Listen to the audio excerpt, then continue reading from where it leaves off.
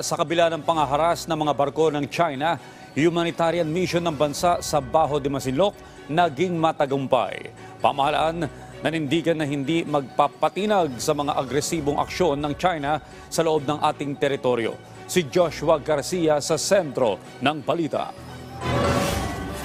We're not going to be deterred. We're not going to yield. Despite of all this harassment and provocative action ng China, gagawin pa rin ng Coast Guard, magpapatrolya pa din dyan, mamimigay pa rin ng mga ayuda sa mga mangingisda. That's our patriotic duty. That's the duty that we are sworn to do. Hindi kami mapipigilan ng China. Ito ang naging pahayag ni Commodore J. Tariela, Philippine Coast Guard spokesperson for West Philippine Sea, matapos ang pambobomba ng tubig at pagbangga ng Chinese vessel sa barko ng PCG at BFAR kahapon.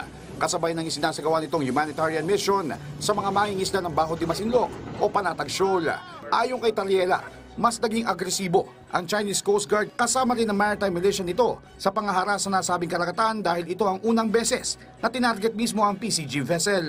Ano pat itinuturing nilang fatal o nakamamatay ang pressure ng water cannon na ginamit ng Chinese vessels na sa tansya ng PCG ay hindi bababa sa 200 PSI. Nagtamo ng pinsala ang PCG BRP Bagakay MMRV 4410 sa mga railings nito habang nasira ang radar equipment ng BFAR BRP Bangkao MMOV 3004. Kaugnay nito, binigyan din ni Tariela ang kahalagahan ng transparency strategy kung saan mas naipapakita ang totoong intensyon ng China pagdating sa respeto sa international laws. This is one of the objectives of the transparency strategy, for us to be able to expose China in removing their mask of pretension that they are a responsible state, that they are willing to have a peaceful negotiation. The mere fact that China no longer hesitates to show their real character of violating and being a bully country, that's still a plus point for us. Pero nang tanongin ng PCG